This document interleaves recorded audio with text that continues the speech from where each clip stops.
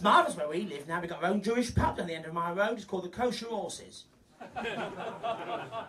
Come on, it's hard enough telling them. I don't explain them to you. Wake up at the back there. That's very nice.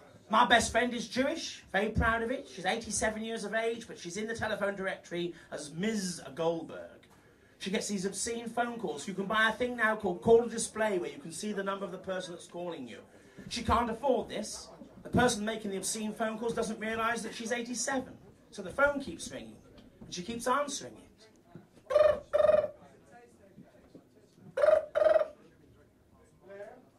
It takes her a long time to get to the phone, you see. And she picks the receiver up at 87. She goes, hello? And the voice says, I bet you're sat there in your negligee. I bet your nipples are like chapel-out pegs. And I bet you're imagining me coming round there to give you the biggest portion of helmet you've ever seen in your life. And Miss Goldberg says, you can tell all this from hello? No, that was a bit too subtle for her. Her sister, she's the one with all the money. Thank you. Would you laugh with everybody else, please? Thank you. She's the one with all the money. Her son goes all around the world. He's 25 years of age, very, very, very, very handsome. And he keeps phoning his mother. And he keeps falling in love with all these different girls. But he upsets her all the time. He rings her up and says, Mama, I'm in love. I want to marry this girl. She said, where are you? He said, Spain. She said, what's her name? He said, Juanita. She said, is she Jewish? He said, no, she's Catholic. She said, don't do it to me, Jaime. Please, I want you to marry a Jewish girl.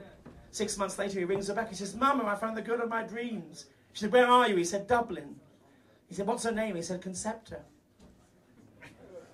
She said, is she Jewish? He said, no, she's Catholic. She said, don't do it to me, please, Jaime. I want you to marry a Jewish girl. And on Christmas Eve last year, ladies and gentlemen, excuse me, he phoned his mother up. He said, Mama. She said, where are you? He said, Florida. She thought, thank Christ. Lots of Jews in Florida.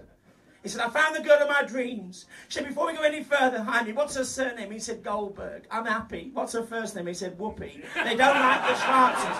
No. Awful.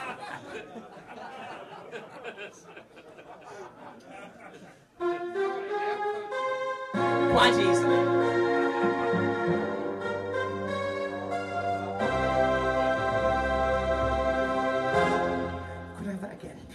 Fucking bone, and that was. You don't get that when you do mime, when you mime to records or when you've got back-end tapes, do you? Thank you, please.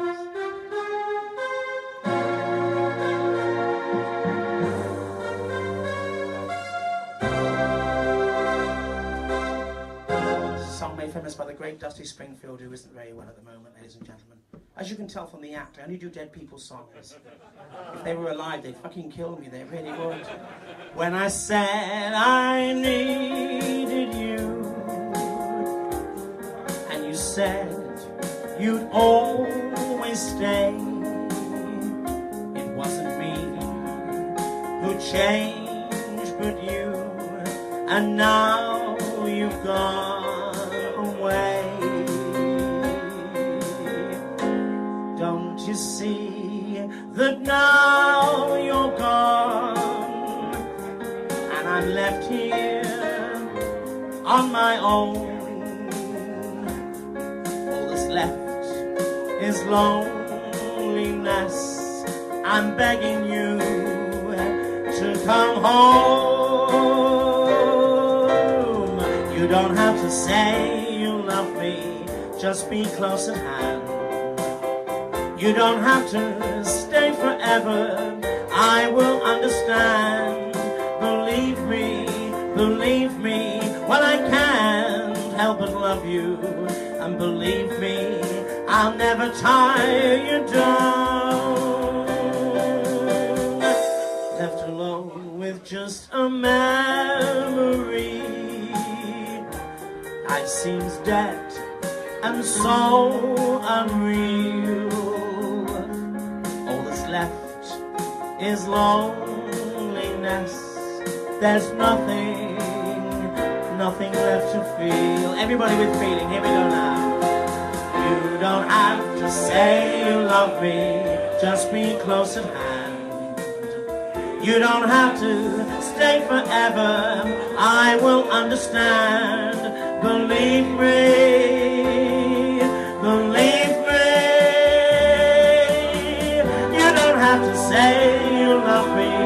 just be close at hand. You don't have to stay forever, I will understand. Believe me, believe me, believe me.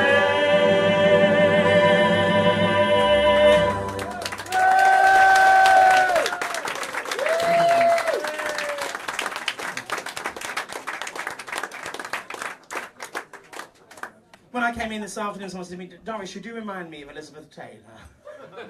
I said, is it my...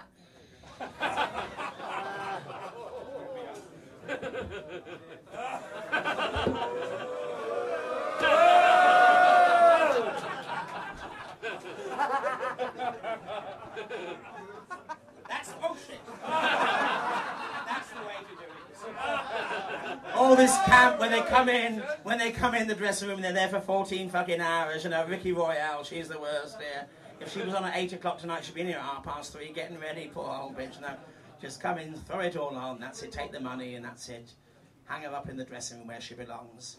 That's the whole point of doing it, isn't it? When you must never, some of these people, like, I'm sorry to say, Maisie, she's the worst. She's worn a frock for so many years, she thinks she's a real woman. I was in a car with her last week, we were driving down the A2 and she said, oh my dear, I've got to get out, go to the lab. I said, there's no toilets on the A2, dear. Oh, I've got to go to the lab, dear, I'm going to have a baby. I said, you're so stupid, you silly cat. Look, there's a bottle underneath the seat there. Oh, it's not number 1s, Doris, it be number 2s.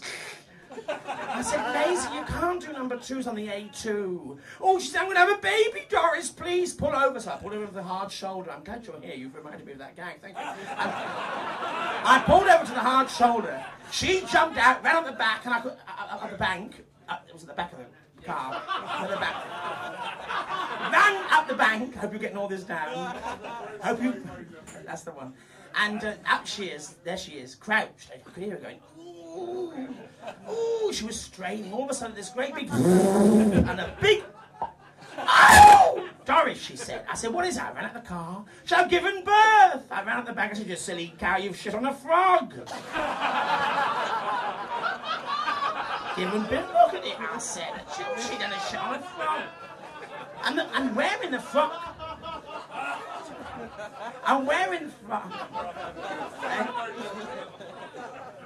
I'm wearing the frock. It's affected her. She came out of the secrets. Shh. Yeah. Settle down. One extreme to the other. Here it is. Now they're you know, the critic down the front here, you know, well, paid me money, make me laugh. Oh, they haven't paid any money, though, have they? No, so do I like you as well. Do you're out to enjoy it? That's all that matters. You go, you be yourself. So are you. Yeah, where are you from? Where are you from? You're from your mother. Oh.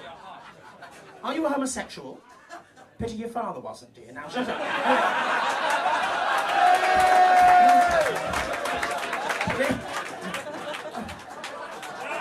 Why? When you've got the microphone as well, that's what gets me.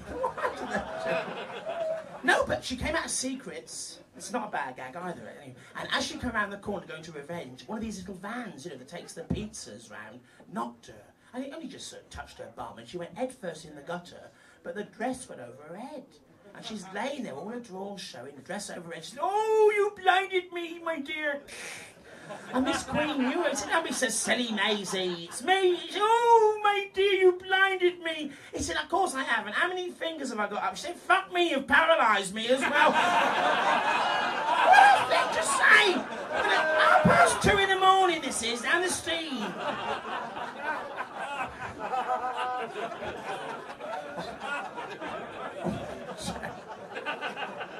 That Tim's looking at me, she said, I'm never going to work with her again, the dirty foul mouth old cow.